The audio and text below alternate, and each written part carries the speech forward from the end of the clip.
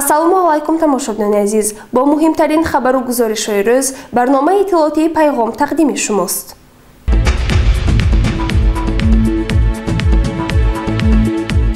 дар доираи дастгириҳои раиси шаҳри Панҷакент Холиқзода Абдухолиқ дар шаҳрамон мағозаҳои замонавӣ ифтитоҳ мешаванд.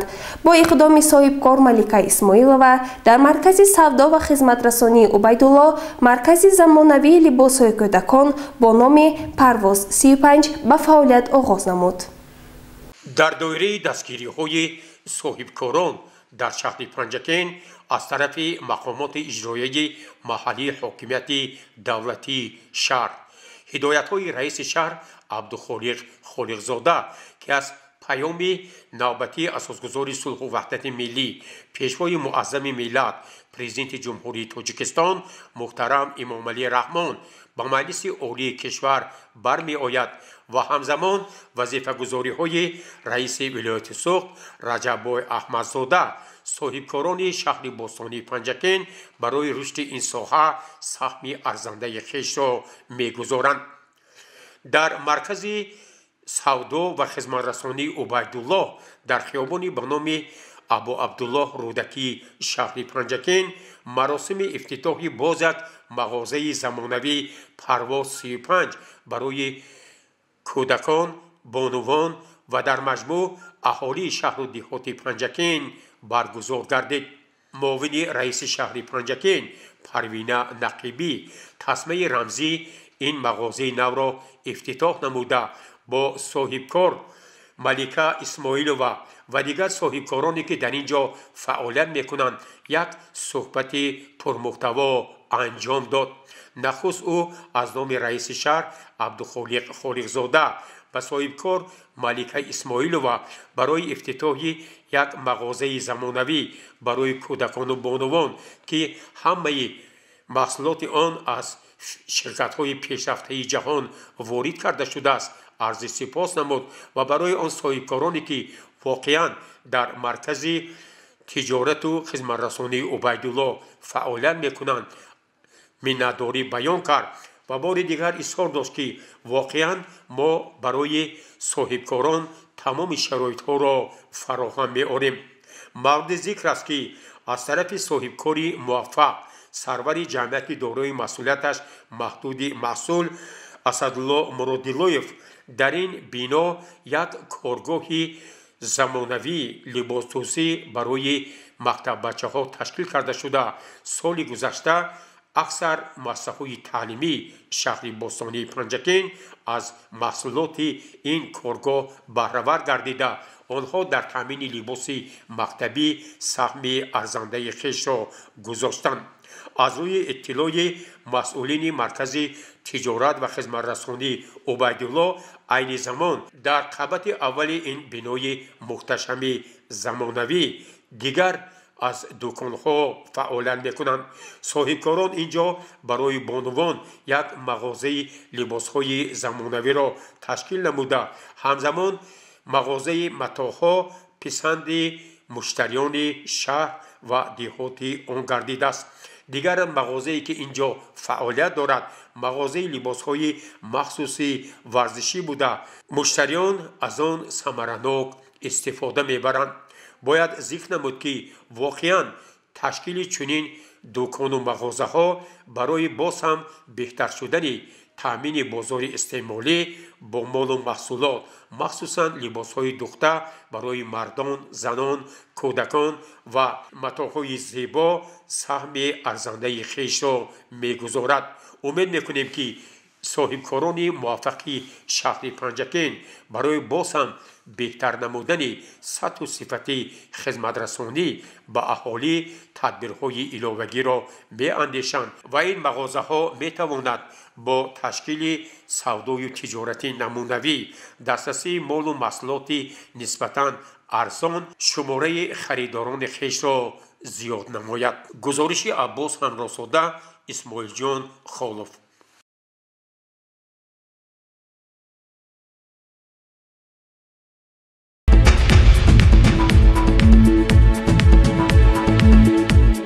اساسگزار صلح و وحدت ملی پیشوای ملت پرزیدنت جمهوری تاجیکستان محترم امامعلی رحمان ساحه معارف را ساحه افضلیتناک اعلام نموده بهر رشد و انکشاف و پیشرفت آن منتظم تدبیرهای سودمند می‌اندیشند. در برابر این مکتب و معارف آموزگار و خواننده همیشه زیر توجه و غمخواری و هدایت و راهنمایی‌های پیشرو معظم ملت قرار داشته اصلاحات ساحه و روند تجدید و ازنوسازی در همه سمت‌ها با وسعت ادامه دارد.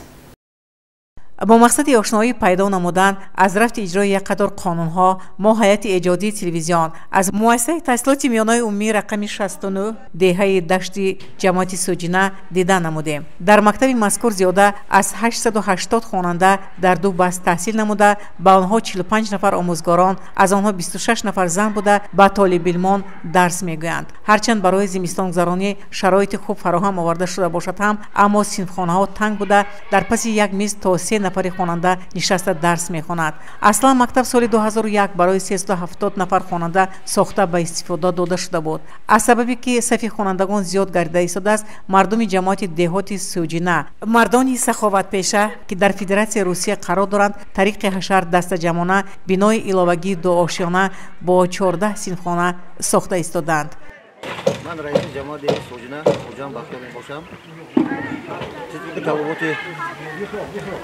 قدرت شهر دهات اساسگزار صلح و وحدت ملی پیشوای معظم ملت پرزیدنت جمهوری تاجیکستان محترم امامعلی رحمان چکر سپارشوی دستورالعمل‌های جداوسان رئیس ولایت سوخت رضا احمدزاده رئیس شهر پنجگیر محترم عبدالخالق محمد میباشند که دستورالعمل‌های سپارشوی همون وقتی برای آبادانی دهه رشد اقتصادی محلی جماعت سوجینه سخاوت پیشوای جماعت سوجینه خیلی بلند براه مانده برای آبادانی مکتب شهرتون دهه دشت دو آشیانه مکتب ساخته صنف علاوگی 14 تا صنف علاوگی با خوانندگان مکتب همین شهرتون واقع میشه. طبیعی است که با در نظر داشت تا رفت بهتر گردن سطح زندگی مردم و سرعت افزایش اهالی پیوسته ضرورت از نوسازی مکتب‌های موجوده و ساختمان مؤسسه‌های تعلیمی نو خصوصا در دهه و شهرک‌های نوبنیاد به میان می‌آید که این باعث افتخار و دستگیری است. سروری دبستان مذکور از این اقدام مردم جماعت دهات سوجینه اظهار سپاس نموده اندیشه‌هایش را چنین بیان داشت. مؤسسه ما سال 2001 به استفاده داده شده. اون وقت 370 نفر خواننده می‌خواندن. سال از سال قشلاق ما دهه ما کلان شده ایستاده است، آدمان بسیار شده است و طلبه ها نیز بسیار شده ایستادند. در عین وقت در مؤسسه ما زیاده از 900 طلبه می‌خواند و در سال آینده به صنف یکم قریب که 150 نفر طلبه را ما باید که قبول کنیم. صنفخانه های ما خیلی معده است و بچه ها برای جای نشستن کم و بچه ها کمتر جای تنگی میکنند. در یک صنف با یک پرده 3 تا 4 تایی طلبه هم می نشینند. برای همین جماعت رئیس من خوجام بختیار و البته خلق دهه سوجینه با راه حشر مکتب علاوگی یعنی صنف علاوگی ساخته ایستادند. 14 تا صنفخانه علاوگی ساخته ایستاده‌اند و 2 آشیانه میشوند.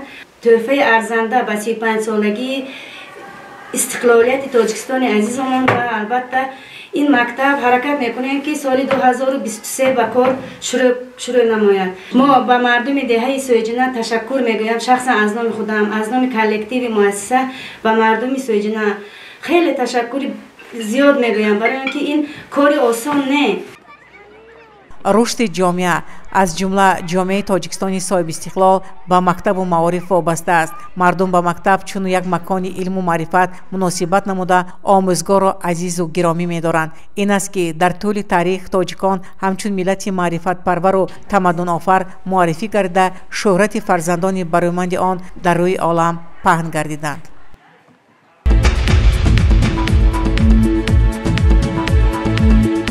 تماشاگران عزیز برنامه را ادامه می‌دهیم. از رفت برطرف سازی یخبندی راه‌های ماشین‌گذر و خیابان‌های شهر همکاران ما گزارش آماده نمودند. روزهای آخر در نتیجه سرد شدن هوا و بارشات زیادی برف حرکت نقلیات و آدمان در کوچه‌های شهر مشکل گردید. برای تازه کردن خیابان و کوچه‌ها و راهروها از طرف تشکیلات و اداره‌های دغدار کدام کارها انجام داده شد؟ گروه ایجادی تلویزیونی سیما از رفت کارهای تدبیرهای اندیشیده جهت تامین حرکت بی‌خطر استفاده موادهای ضد لغزش مشاهده نمود. سردار شعبه تنظیمگر عظیموف رستم اوید با کارهای تازه کردن کوچه ها از برف استفاده واسطه ضد لغزش به ما چنین معلومات داد.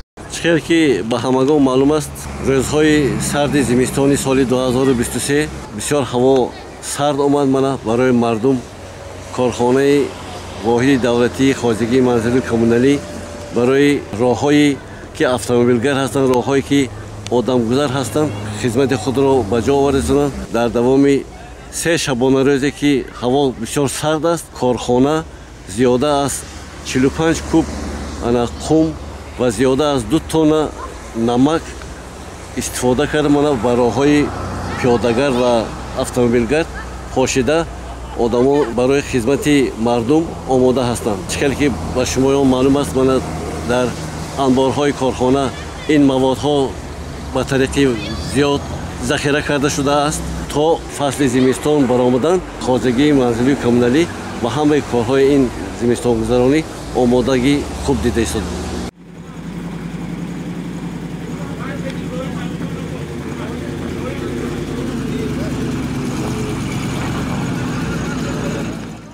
عیان گردید که در خیابان رودکی و کوچه سعدی شیرازی یک قسم کوچه به نام استاد لایق موادهای ضد لغزش پاشیده شده حرکت بی‌خطری آدمان و نقلیات تامین کرده شده است.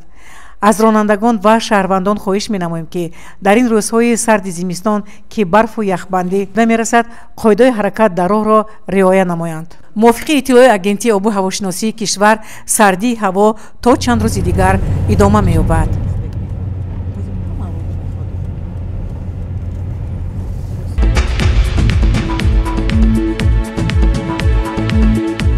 آهنگری یکی از هنرهای باستانی به حساب رفته. در این راستا هنرمندان زیادی در قطار دیگر آهنگران کشور در شهر پنجکه نیز کار و فعالیت دارند. همکاران ما از فعالیت یکی از چنین هنرمندی شهر پنجکه گزارش آماده نمودند. متوجه باشید.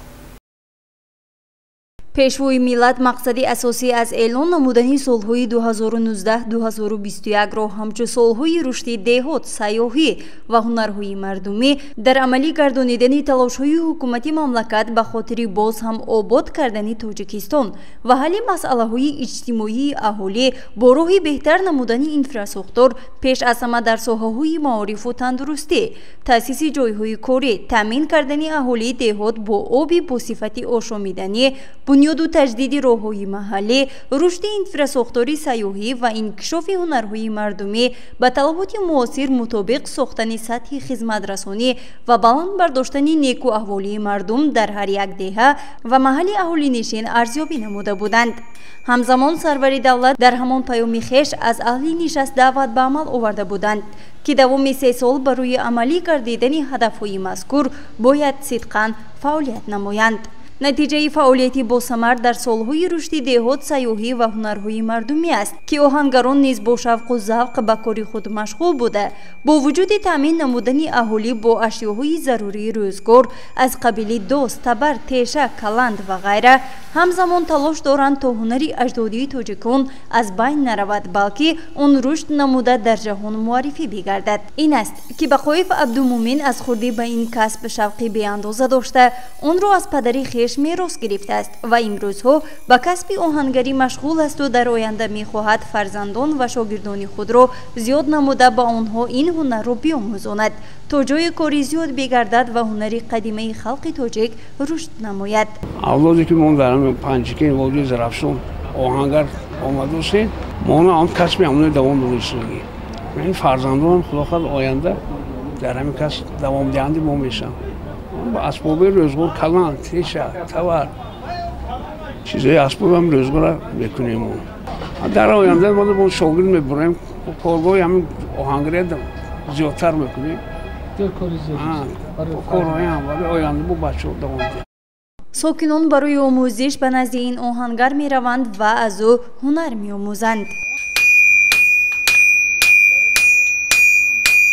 اما خورسالم همجا آمده کارهای هم که یاد گیته همین کار توار من همین کلان پلند های یاد گیته سگیم برای هنرهای مردمی از بین نرفتن ما کوشش میکنیم که همین شاگردای زیاد کنیم و همین کار و پیش بریم. оҳангарӣ яке аз ҳунарҳои бостонӣ буда ҳунармандони шаҳру деҳоти панҷакент талош доранд то ин касби аҷдодии худро эҳё намуда баҳри рушди он шогирдонро тарбия намоянд то тавонанд ин касби қадимаро ривоҷ бидиҳанд ва ҳам чанд нафар бо ҷойи кори доимӣ таъмин бигардад.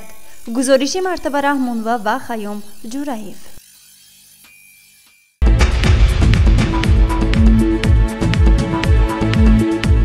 маъмурият ва аҳли кормандони раёсати агентии суғуртаи иҷтимоӣ ва нафақа дар шаҳри панҷакент нисбати вафоти корманди ин раёсат баҳромов асадҷон мардонович сахт андӯҳгин буда ба аҳли оила ва наздикони марҳум аз даргоҳи худованди бузург сабри ҷамил мехоҳанд. роҳбарият ва кулли кормандони ширкати садо ва симо дар шаҳри панҷакент нисбати даргузашти корманди раёсати агентии суғуртаи иҷтимоӣ ва нафақа дар шаҳри панҷакент баҳромов асадҷон мардонович андӯҳгин буда ба наздикону пайвандони марҳум ҳамдардӣ баён мекунанд. тамошобинони азизу арҷманд, ин буд он ҳама хабару гузоришҳое ки то ин дам ба дасти мо расид ва мо омода ва пешниҳоди шумо намудем. То барномаҳои навбатӣ саломату сарбаланд бошед. хайр.